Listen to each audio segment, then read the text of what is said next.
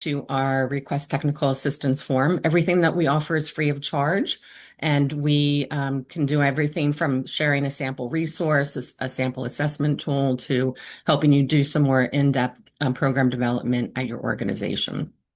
And then, like I mentioned before, here are some other areas in which we are helping kinship serving organizations to do better work.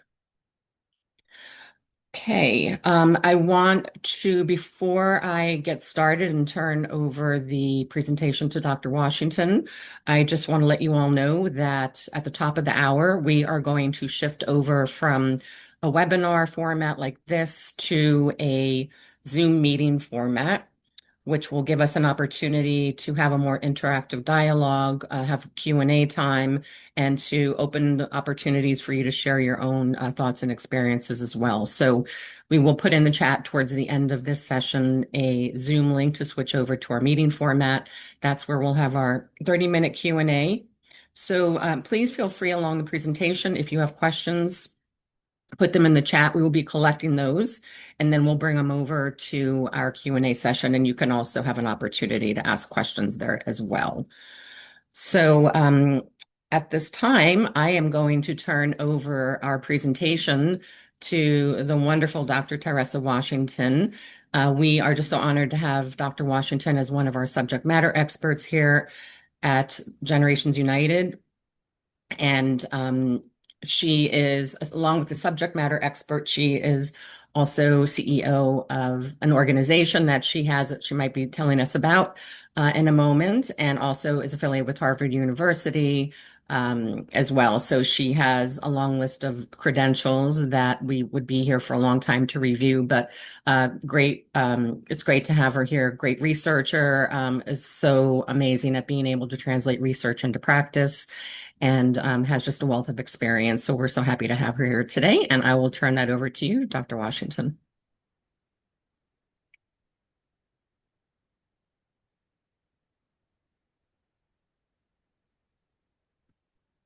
There we go.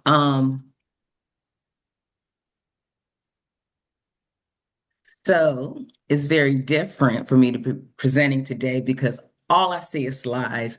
And unfortunately, I can't see folks' wonderful faces, but I have seen some folks in the chat who are from North Carolina. I see some of my colleagues from my PhD program and also some other professionals that were in the chat that I know. And of course, this whole group, like Melissa said, is a lovely, friendly group. And thank you, Melissa, for all those wonderful accolades that you did give to me. What's funny is that I present all the time, but today I'm just a little bit nervous, and you'll be surprised why. Because I'm used to you all presenting to you all, and my colleagues and whatnot. But I actually have about 5 or 6 family and friends that are on because they usually don't get a chance to hear me speak at conferences. And they're usually not able to log on to certain meetings, but this is very open. The network is, they're open to organization, kinship care providers, other folks in the community to participate in this. And I think that's wonderful. So I'm glad my family and friends are here, and I will try my best to do you proud as well as the others. So as Melissa said, I am a research associate with Harvard Medical School. I'm also faculty at Cambridge Health Alliance, and I will talk a little bit about my organization that I'm the founding president and CEO. So let's go. Here's our presentation with family resiliency in Black kinship care, perspectives of children, caregivers, and birth parents. So here are our learning objectives, and I'm just going to quickly go through them because it was also on the announcement. But by the end of this presentation, you should be able to describe, or we're going to really talk about the unique use of kinship care in the Black community. We're going to identify family level factors that contribute to positive outcomes for children. I want you to be able to understand the impact of caregiver stress on their health.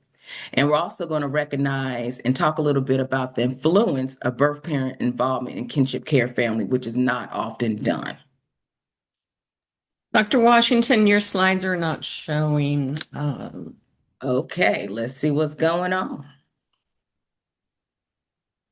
So So you can click on share Let's screen and let's go then, yeah, back. Okay.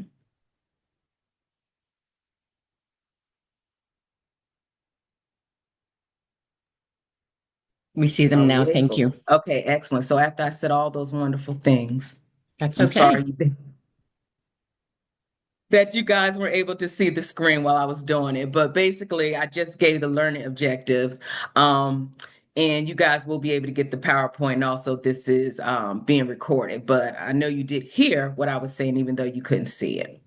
So here we are with our presentation outline. And just to go over quickly, what I'll do is talk a little bit about my personal journey with kinship care.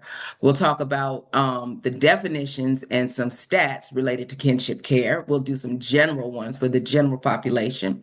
And then we'll do some specific to African American and Black families. And you'll hear me throughout this presentation use both terms, African American and Black families.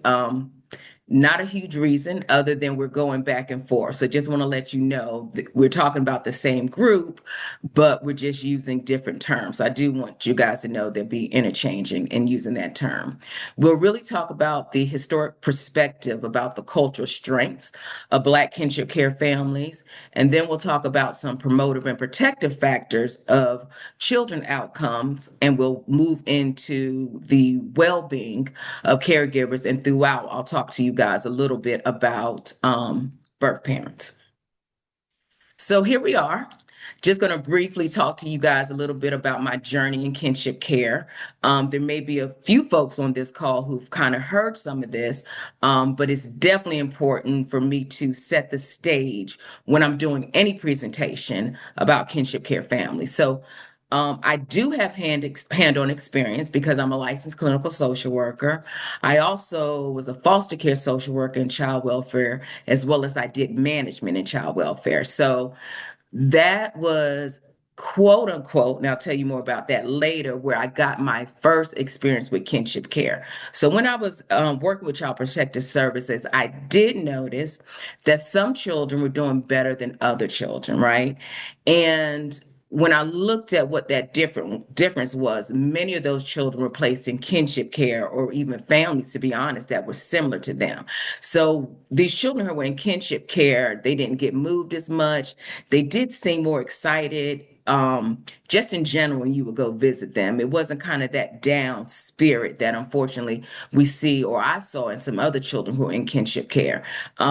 So the hands-on experience really got me interested, right? Then when I went to, I decided that I wanted to do some research, right, to get different answers and why these families, or to be honest, just child welfare in general, like what can be done to help the children and families because they weren't having the greatest outcomes. So, not sure if my dissertation chair is on here or not, but in talking to him and in other faculty members is what really put me on the path to examine the protective and promotive factors of kinship care. Um, I also have a personal connection to this, and I always tell people that this is hilarious because I didn't realize how kinship care was so embedded in my family until I start doing this work. So I grew up on farmland where it was my house, my grandmother's house, my Aunt Pearl's house, and later across the street, my Aunt Daisy moved there. And my grandma raised two of her grandchildren, and she had one grandchild for a period of time, about 8 years. But because the two grandchildren that she raised were so close to our family or embedded in the family, I called Uncle Keith because that is my father's brother. My father and all his siblings referred to my first cousin, who my grandma raised, as their younger brother. So it wasn't until I sat back and thinking about that, I was like, wow, I have kinship care in my family. And as I continue to do work, I continue to think about it, right? So my cousin Boris was on one of these meetings with me some time ago. And then I realized, wow, there was a period of time when he raised one of my second cousins so he could have better education opportunities where he was, and they were experiencing some challenges. And then I had an uncle who passed away in his early 40s, and my aunt Daisy, who actually lived across the street, raised my cousin, who is definitely like a sister to me, which again, interesting because as I keep on doing this work, I keep on realizing where this is at in my actual family. So these stats that I'm going to give are on kinship care families in general. Um, some people on these calls, a lot of folks who are associated with the network, they do have knowledge of this. But because I don't know exactly who is on this webinar, I'm going to go through the definitions of kinship care. So when we talk about kinship care, it's basically children who are being raised by their relatives or close family friends, right? When their parents are unable or unwilling to do so. So this is going to be your grandparents, your aunts, your uncles, your cousins, right? And it can all be even what we call fictive kin, right? Some people call it that, other people just lump it into kinship care. And this is when you have people who are, again, I would say like church members, longtime friends, neighbors, mentors, that type of thing. Kinship care, we usually define in two ways. So we have our informal kinship care families who are not being supervised by the child welfare system, that is informally placed with relatives. Then we have formal kinship care, and these are the children who are being supervised by the child welfare system. So they actually are in foster care. They're actually being supervised by the child welfare system, but they're placed with kin. So that's why we call that formal kinship care. On this slide, again, these stats that I'm providing are for all kinship care families. So in the US, we have about 2.5 million children who are in kinship care. We have 127,000 that are in what I term the informal, excuse me, the formal. So again, the formal being raised in the foster care system, but placed with relatives. So for every 19 children who are in informal care, one child is in formal foster care. And this is important because basically 95% of all children in kinship care are in informal, right? So a lot of these families are not visible. A lot of these families, it's difficult to find them because they're doing these placements on their own. Sometimes child welfare, they do divert children to kinship care. So, for example, if a family is getting investigated, instead of taking the child into foster care, they may find a relative and what we call is diverting them to kinship care. So numbers are high, as you can see. And I think when you read studies, when you hear information about kinship care families, think about most of this research, mostly when people are talking, they are referring to informal kinship care, which is such a small number, about 5%, as opposed to the informal. But right now it's growing. People are understanding that, and they're trying to get more research, understanding as practitioners and in the communities that these informal families are out there and they do need assistance. Now we're getting specific to African American and Black children in kinship care. So there is an disproportionate amount of Black children, or they're overrepresented in kinship care. So of the 2.5 million children who are living in care, about 26% are living in kinship care. So most of the time it's going to be grandparents who are head of this household once again. When we look at the racial breakdown of all the children, again, we can see African Americans are 26%, but in this slide, you can see the percentages of different races. So, for example, there's about 45% of white children who are in care, 3% that we have an American Indian and Alaskan natives. And the next slide will say this, but I think it's important for me to voice this right now too, is that Black children are about 14% of the population, but 26% of children in kinship care. So that tells you that there's definitely a disproportionate number of Black children in kinship care, almost double, to be quite honest. This one, next part of this slide talks about 1 in 5 Black children will spend some time in kinship care. So that means about 20% of all Black children will be in kinship care at some point in time in their life. And those things, kind of like, and I'll give an example. When I said my grandma raised two of her grandchildren from birth until 18, but she also had one of her grandchildren for about 8 years. So, again, very, very prevalent in the African American community. Here, we're going to talk a little bit more about African American and Black children in kinship care, just giving some more demographics. And the first slide or box is pretty much saying what I've already said about the number of Black children in the US. Then we want to talk a little bit about children in foster care because they're also overrepresented in foster care, unfortunately. So, out of all the children in foster care, Black children make up about 23%. And because of that, basically, it is going to mean that there's more Black children in formal foster care, right? So that's what people are necessarily saying. Some research is also showing that. Black children are in kinship care are most likely to live in the South. And again, it makes sense because about 60% of all Black Americans are in the South. And when we talk about the history of kinship care, you can understand why it's in the Southern states as well. And since I'm in the South and I'm a Southerner, I'm going to give a big hand clap to the Southern folks, Black and white and other races. So in this slide, just quickly, it goes along with children and formal kinship care and just involved in the child welfare system. I always like to point out that the racial disparity in child welfare, it is throughout. So more Black children are likely to be reported and investigated. More Black children are likely to be adjudicated. And what this means is that they will receive services in kinship care.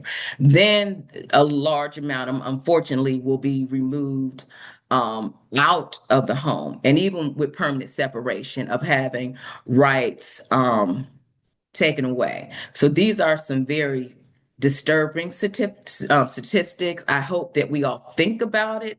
Folks in the agencies, politicians or policymakers, just any advocates, and definitely some of the organization who are participating in the network, that we have to think about this and what we can do to change some of these stats. Now we're going to talk a little bit about the demographics of the caregivers. So we gave some of the children earlier. Now we're going to talk about the caregivers. So there's about 2.5 million grandparents. Wait a minute. Am I doing this right? So let me make it sure. So there's about 1 million aunt and uncles, and there is about, I think it's 2.5 million grandparents. But when we do the question and answer session, if I can't see the chat, if I'm explaining that wrong, someone can let me know. So the majority of caregivers are going to be women, and they're also over the age of 60, and about 26% are unfortunately have disabilities that are caring for our children.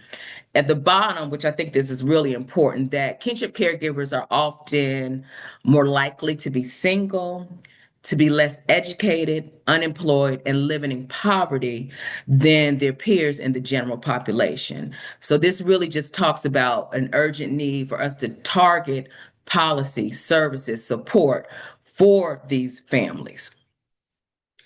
We're going to talk now a little bit about the economic realities of kinship care families. So 23% of children are being raised by grandparents. They're living in poverty.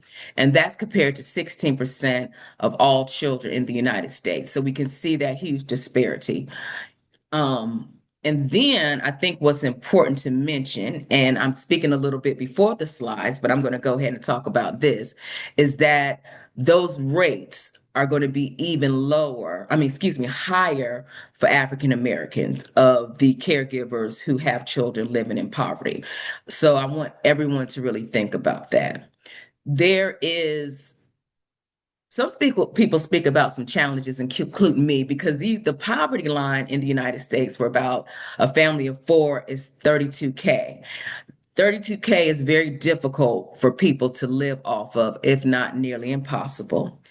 There's several studies out there, so it's a range. It depends on whose study you're quoting at one time, but about 38, I would say, to 42% of caregivers have that annual income in their families. And I can only imagine that even though they're not at the poverty level, that it has to be difficult for a family of four. And again, this could be more, right? Um, to live off of that amount of money. Okay. So I don't want people to like downplay that stat. I guess it's important, in my opinion, and other folks on this call opinion, just to make it clear that these are families who are in need.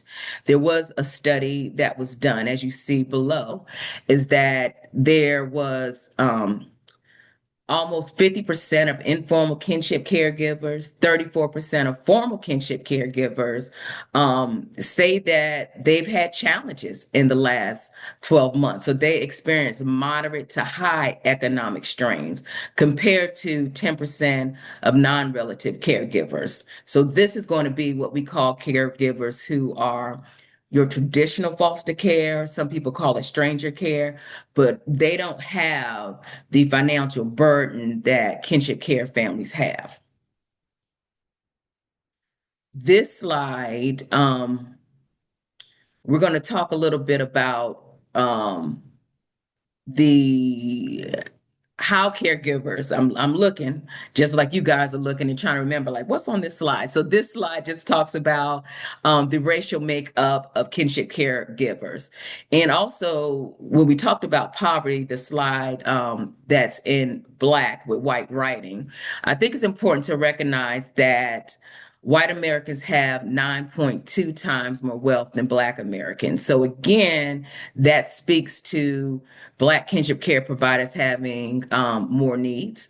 And also, they tend to live in areas that might have concentrated poverty or even less access to financial capital and community resources. We're going to talk now. So, this is, I think, I want to call it one of the most important parts of this presentation when we talk about the history of kinship care in the African American community. Many scholars um, talk about how kinship care started in the United States during the period of slavery. So when families were forcibly separated, so a mother may have been sold off, a father may have been sold off from a plantation, and they left children behind, then it would be other enslaved individuals who would take care of those children. So kinship care, since Blacks or African Americans have come to the United States, it has been done. The next slide really speaks to kinship care during the Great Migration. And some folks don't know what the Great Migration is. Basically, Jim Crow laws and also racial violence in the South. So we had lynchings. Blacks weren't able to participate and vote in certain jobs. Because of those issues in the South, a lot of Blacks migrated to northern states. Some people say westward, but the truth of it is, it's really northern states and Midwest states. When I say Midwest states, I'm talking about Illinois because folks went to Chicago. I'm talking about Cleveland, Ohio, in Detroit. But a lot of people on the East Coast, and even my family, they migrated to DC, Philadelphia, New York. So they often left the families often had to leave children behind with the grandparents, with their families as they travel north for more economic opportunities, and also more educational opportunities. And there were definitely challenges in the Midwest. There definitely was challenging in the northern states, the eastern states still, because we had redlining certain employments, unions, different people wouldn't accept them, but it still was much better than in the South, right? And again, that's another period while we can see that there's an overrepresentation of Black kinship caregivers in the South. So at that time, I would say slavery especially migration, the Great Migration. This kinship care was done more so for upward mobility. It was done for opportunities. Today, it's done to address other challenges. So, for example, economic hardship, mental health, substance abuse, incarceration. And some of these things still tie into some racial disparities and some systematic racism in the United States. And we'll talk about that.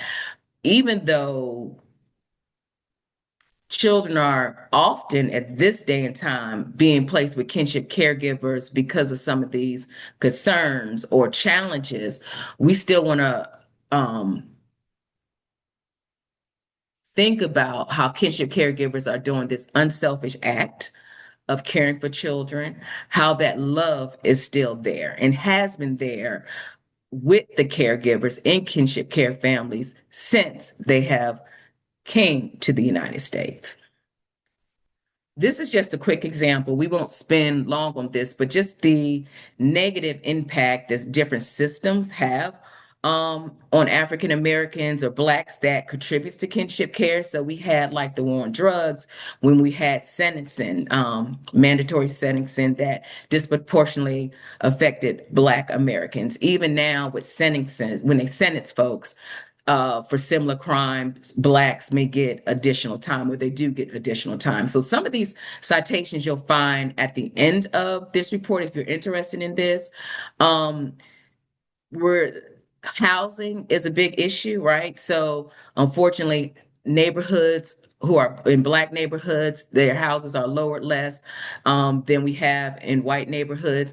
And things today, even today, we still have some discrepancies as it relates to money, right? And finances, because there was just a national survey done or study done that it stated that 3 to 5 times that Blacks were 3 to 5 times more likely to have their taxes audited. So you know that that's going to cost time, it's going to divert resources and whatnot and energy.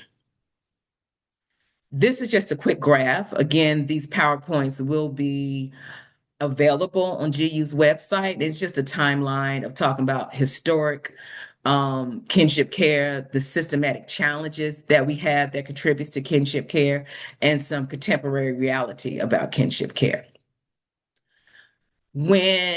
So I've done quite a bit of work, as you can imagine, and I've seen some of my colleagues that are on the call who've done quite a bit of work as well with kinship care families. So I think it's important to make sure we have this conversation because historically, kinship care providers, when you talk to them, really in the African community, period, but as you're talking to kinship care providers and folks in kinship care families, they do talk a lot about spirituality and the Black church.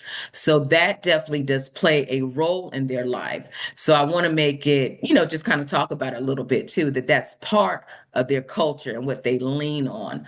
Also, recognizing that some of these challenges may be because of things they experience in the system, some system inequities. So you will hear caregivers talking about system inequities, as well as you hear them talking a lot about spirituality and the church. So we are going to go into the value of kinship care.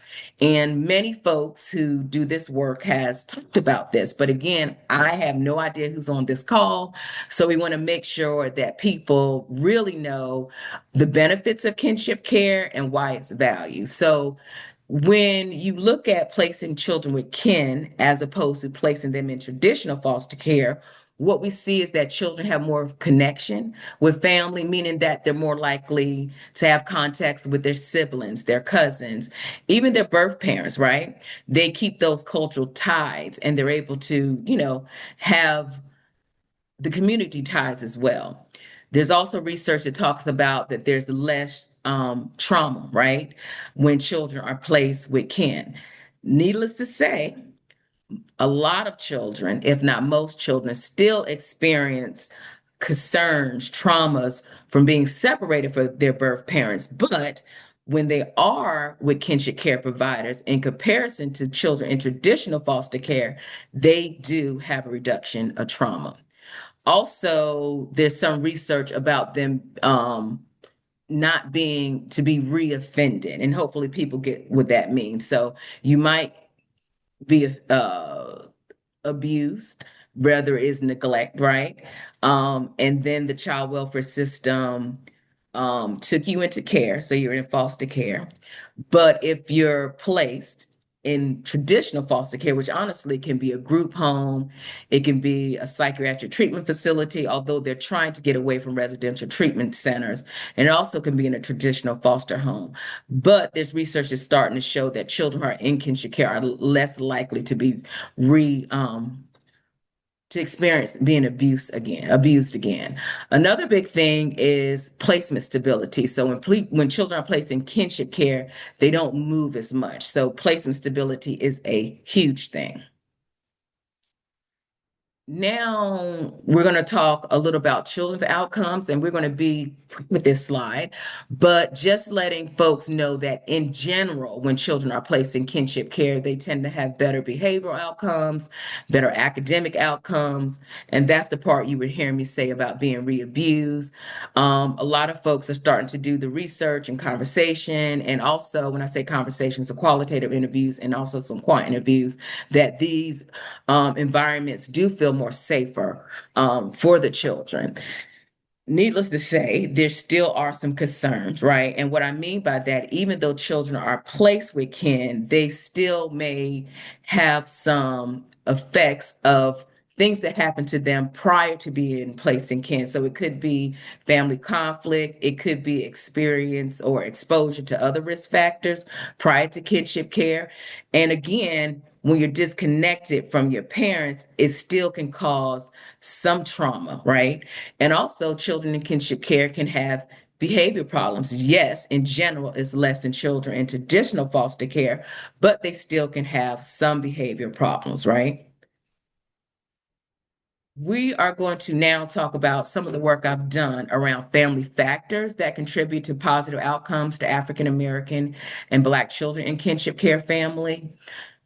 One thing that was very important to me when I started to do this work is that I felt like we had enough statistics about demographic information or even what's going wrong, right? So, how many times do we have to know what neighborhoods that these kids are more likely to be in, or reports about their behaviors? I'm really interested in prevention or what can assist them into getting positive outcomes, right? What can we do to help put these children on a path that they can develop in a positive way? So some of these studies I'm reporting are going to be longitudinal studies, some are going to be mixed method study. So this is a secondary analysis I did with my team in Chicago that was led by Jim Gleason, and that we did a subsample of 143 African American informal kinship care families in the Chicago area, and it was 4 waves of longitudinal data collected. And what we found out is that family resources makes a difference in how children develop socially and their academic achievement. So this scale, when we say family resources, we're talking about, do you have access or enough food? Do you have enough clothing? Are you getting enough rest or respite? Just the necessary materials that a family would need to strive. So when families had higher resources, then the children also had better competence and academic skills. Another family of protective factor we found was family functioning. So how warm the family was, cohesive the family was. We're talking about communication, that those children tended to do better socially and academically as well. Birth parents. So there's a lot of studies that really don't talk about birth parents or include birth parents, but this study actually did. And I have some other pilot studies that we'll talk about later on about birth parents. So what we did find out basically is that birth parents matter. So when birth parents were involved, this could have been the number of times they were visited or the quality of that relationship. So basically, the quality of the father's relationship with child contributed to children's social and academic confidence. And the mothers also had an impact on that, on their academic and social competence as well. So it's challenging. But what this is saying that birth parents still need a seat at the table. How do we make that happen? It's a conversation. How do we make it happen without stressing out the caregivers and causing the least disruption in families as possible? That's a conversation. But again, we do know if the birth parents have high quality relationships, the children are going to have better outcomes, high quality relationship with the children. And to be honest, also it spoke about high quality relationship with the caregivers as well. So here, this is some work that my team and I did. This is with the African American Families and Kinship Care Lab. So this is a study that was funded by the National Institute of Health. It's a mixed method study that looked at children's outcomes. And one of the things that we looked at was caregivers and birth parents' influence on depression and anxiety in African American children.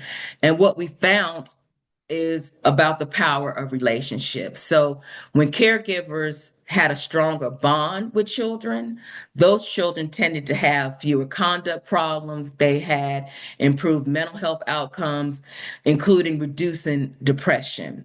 And here we are again talking about birth parents. So when birth mothers had more of a positive connection with children, then those children had better conduct, had less conduct problems, and it also enhanced their mental health. So building relations in the family, how do we do that as practitioners? How do we support that as community members, right? And even family members, because these relationships do matter. Now, also in this study, what we found out is that caregiver stress matters. You will see several studies that talk about kinship caregiver stress. And what my team and I found is that kinship caregiver stress contributed to every outcome for children. So if the caregiver had lower stress, then the children performed better in school or academically. When caregivers had lower stress, they developed better socially. Same thing with behavior challenges, right? So it's important to think about caregiver stress, right? So we do know it's high, but we want to talk about what we can do to lower it because not only will it benefit the children's outcome, but it also will benefit the caregiver's health. And to be honest, I believe the family in general. So, another variable that was significant in this study that the African American Family and Kinship Care Lab did was racial pride and cultural identity. So, that made a difference in children's outcomes, right? So, when caregivers intentionally talked about Black history, talked about cultural heritage, talked about family legacy, these children did better academically.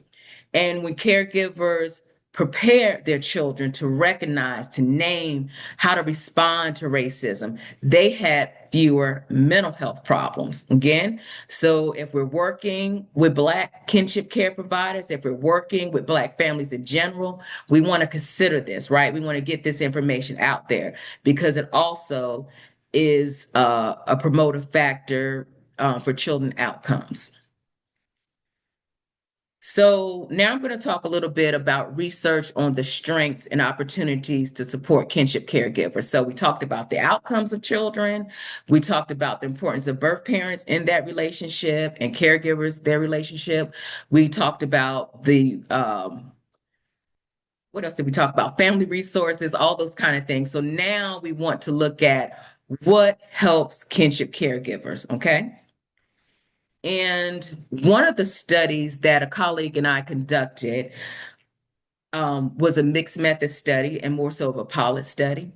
And what caregivers reported is that they unfortunately were struggling financially to cover their family needs. So this study, let me say, were with families in North Carolina. It was in families in the Piedmont area. So folks who don't know that area, we're talking about Greensboro. They can go as far as Raleigh, or really be honest, even Charlotte. However, so that's the Piedmont area, but this particular pilot study, it was in Greensboro or Guilford County surrounding areas. So we didn't go out um, that far, right? But a lot of the families were unaware of public benefits, right? So we're talking to them, and they also were they don't know about community benefits. So that was very sad to hear that there's some help out there for them, but they don't realize it. Also, caregivers talked about having difficulties in navigating the system in order to get Medicaid, in order to get SNAP, which is food stamps, or is it even okay, or can you get,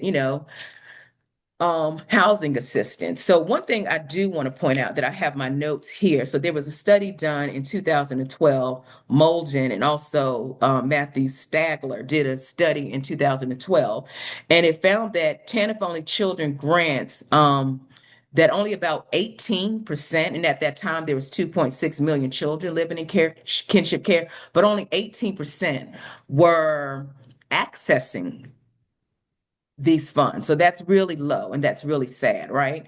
Then a newer study was done in 2012. Um, and I'm going to spell the name. I think this is one of my colleagues that, and I always say it wrong, but XU, and her bio should be at the bottom, or if it's not, feel free to reach out to me or her. And what we have found is that only about 12%, right, of families are accessing this. So it actually is going down. So going down, but basically haven't changed much at all of families who are accessing this. So again, that means we have to do something different to address this. Financial stability. So in this study, we did the best that we could, right? So we talked about how informal kinship care families are hidden. So we're doing research, right? And we're working to get more knowledge, right? And finding ways to get more knowledge. So what we did was took a nationally represented sample, my colleague and I, and they had demographics. We matched them with caregivers. And what we found out is that informal kinship care family were less able to cover household expense than national or people who match their characteristics in the general population. Also, they had less income to cover expenses. They had less income as it relates to emergency funds. And I'll just quickly say this, because when you hear financial literacy, individuals talk, um, a small amount of Americans have enough in emergency funds, but unfortunately, informal kinship caregivers have even less. We're This is a second study, a second NIH study that we had funded that my team and I conducted. And this study, we're going to talk about the caregivers' outcomes. And I'm looking at my time, and I have about a few slides left. So we're going to speed this up a bit. So in this study, we actually interviewed caregivers, my team and I. So we're going to talk to you, or I'm going to talk to you a little bit about what we found out. And this is with Black kinship caregivers, again, from this area. And I'm saying this area because I live in Guilford County and the city is Greensboro. And overall, kinship care families were thriving despite significant obstacles. And one of the quotes that one of the caregivers um, said to us is that is having me with them. That's the biggest joy because I know I'm going to make sure the day is good. I want to protect them and make sure nobody messes with them. No one no one messes with them. Make sure they have food to eat and go to school and get their health stuff in check. So you just hear the passion in this quote from the Kinship caregiver, and that understanding that things are difficult, but how the children just really bring her joy. We have another slide that's talking about the financial strain. And the kinship care provider talked about we went through the whole winter with no heat because I couldn't afford to fix the heating and cooling unit, despite having a homeowner's policy. And I just want to quickly say this because again, 95% of kinship care families are in informal. And I have come across families who are even scared to ask for help or scared to ask for resources because they're afraid that the children may be taken in custody. So that's another thing we really have to be realistic about and think about, right? Is this one of the reasons why they're not accessing services, why the numbers are so low, right? Is this one of the reasons why we truly went without heat? Were there things in the community that could be done? But I know from talking to the kinship care providers or givers that this is a fair, and I would have to say, to be honest, is a valid fair. We wanted to talk a little bit about kinship care providers' health, right? And two, we, interviewed and talked to them about that. And unfortunately, several had health issues as it relates to diabetes or arthritis or just mobility.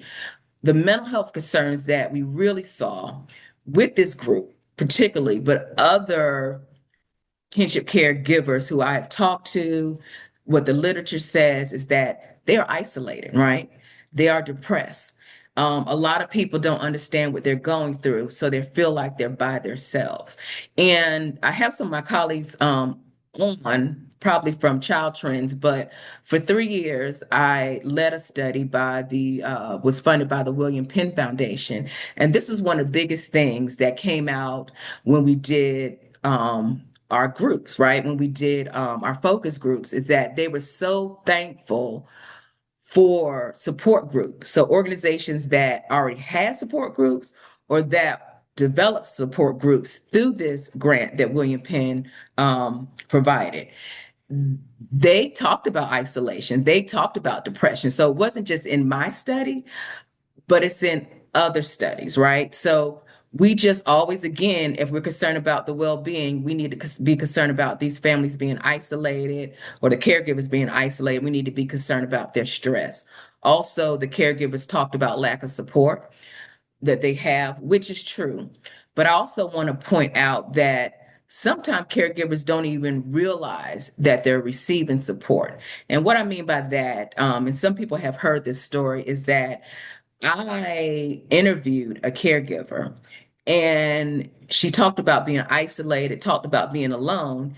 And as I was finishing up the interview and about to leave, a gentleman came out of the back and he handed her meds. Then she said to me how much of a help her son was to her, right? And also to the children. So just even helping them to realize, because perception means a lot, right? Because people are saying they're isolated, which a lot are. But some folks have help, they don't realize it, and we just want to point this out. At the bottom is another quote from a caregiver from this study, and it states, and then the lack of support. Do you hear this? That's been a challenge my entire experience with caregiving. So I know that's a big factor in my health.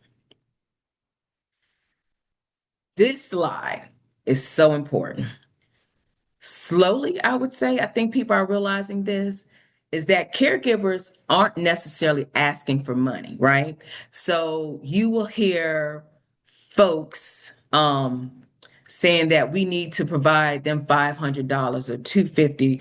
I don't know how far $500 goes when rents now are so expensive. Rent now are in the thousands, right? And I'm saying that everyone's in different areas. So I'm sure people know about this, although it'll be different. Say in Guilford County where I live is $1,800, right? But of course in New York, maybe it's $2,500. But with all that said, what I really want people to understand is when you talk to the caregivers, what they're saying they want is stable housing. I need housing, right? I wasn't expecting to take care of my niece. So when my niece came to my house and my nephew, I had a one bedroom. Now I need a 3 bedroom or a 2 bedroom, right? So housing is an issue. Also, access to healthcare. They're having challenges because a lot of the times they don't have guardianship. So they're having challenges getting children in for appointments, and they themselves may have low incomes. We talked about a lot of Black kinship care families not having high income. So they may, it sounds like they're having, from conversation, not sounds like, I know they're having healthcare challenges for themselves and insurance and just having that access. And how do I get there if I don't have a car, or if I have to take 3 buses, and where do I get this money from? Education is a huge thing. They want their children to be able to have tutoring services. They want their children to be able to go to a daycare. Where does this money come from? They want their children to be able to participate in sports and aftercare activities. Where does this come from? So again, vouchers is what they're asking for. Housing is what they're asking for, not $500. So we need to think about that. Okay. Everyone on this line, whether you're a person from the community, whether you're a policy person, any type of child welfare advocate, leading a child welfare organization, a researcher, we want to look more about what would truly make a difference. Again, in conversation, um, how can we make this not be punitive? Careship caregivers had stated, yeah, we're doing the best we can as my children are sleeping on the couch, right? Because I'm scared to call social services, because if I say I have 2 children in a 1 bedroom, if I say I have 5 children in one, what does that mean? Will I get help? Will I not get help? Would it put the children at risk of being taken? I don't know, right? But this is something, again, we have to think about, right? So you see where I'm saying here, because we want everyone on every level to think about that. That's why you see community support. That's why you see policy changes, right? We all want to think about this. Next, what we did with this study is that we had biomarkers of stress, which is really different with this population. And when I say biomarkers of stress, I mean the team took hair samples, took nail samples, and we compared them to self-reporting, right? And what we found out is that the biomarker, there was a difference. Let me just say that. There was a difference between self-report and what the biomarkers, the stress that hair strands were showing. And a lot of the times, just like you seen the article earlier that my colleague and I wrote, making a way out of no way. So sometimes people are so used to this chronic stress, used to being in neighborhoods where there is violence, used to having financial difficulties, used to going to jobs and not being considered, used to those type things, right? So they take on that this is normal. This is just how it is, right? So the self-report may be different than the biomarkers. And that's what my team and I are going to look at. So this would be my team in Cambridge, that we're going to look at these items for the next study. So this was a pilot study. We want to do a larger study and really find out. We know when this study, it was this discrepancy, but when we have a larger number, we'll really be able to tell, what does this mean? Okay. And I have 4 minutes left. So I'm going to really get through this. But some of these slides you can go back and see for yourself. But another thing that we're really concerned about is the immediate health outcomes of caregivers, and also the long-term outcomes of caregivers. And a lot of this, we're looking at stress that is unique to caregivers, right? And how does that affect their cardiovascular disease? So stress, as we know, can affect your heart, right? For heart disease. So we're talking blood pressure, we're talking cholesterol. So we have stress caregivers that can affect their cardiovascular disease. And also, what we know from research, and this is what the diagram is actually showing, is that stress can lead to Alzheimer's disease. Cardiovascular can lead to Alzheimer's disease, especially stress. So what we want to know about is, how can we assist caregivers in not having that negative health outcome. Again, we are thankful for caregivers. Generations United just did a report about how much money that caregivers actually save the United States, right? So not only are they saving us money, but they're also taking on consequences. But we want to help them with those consequences. So the study wants to look at modifiable risks factors or what behaviors that we can look at or maybe they can not do in order to help lower the stress levels, lower cardiovascular disease that can help them or put a buffer in for Alzheimer's disease. Also, we're looking at positive lifestyle behaviors that can help them as well. This is just a diagram to really show how stress affects both folks, right? So, how it affects children outcomes and how it affects caregiver outcomes. Especially, this is really talking about children outcomes. So, we have this bi-directional relationship with stress and cardiovascular disease with caregivers. And we also have this relationship with stress and caregivers' health and stress and children outcomes. Thank you. I did it. It's 2:59. I got through it. Melissa did mention that I probably would talk a little bit about Agape Therapeutic Services. Please check out the website. This is the organization that I'm the president and CEO of. Also, I would love for you guys to either follow me on LinkedIn or connect with me to be a friend on LinkedIn. Not sure if they call it a friend or not, or if I'm just saying um, Facebook, but this is my information. Again, please check out the website. Please follow me on LinkedIn. That way I can see the work that you guys are doing. I can learn from you all, and hopefully you'll be able to learn something from me.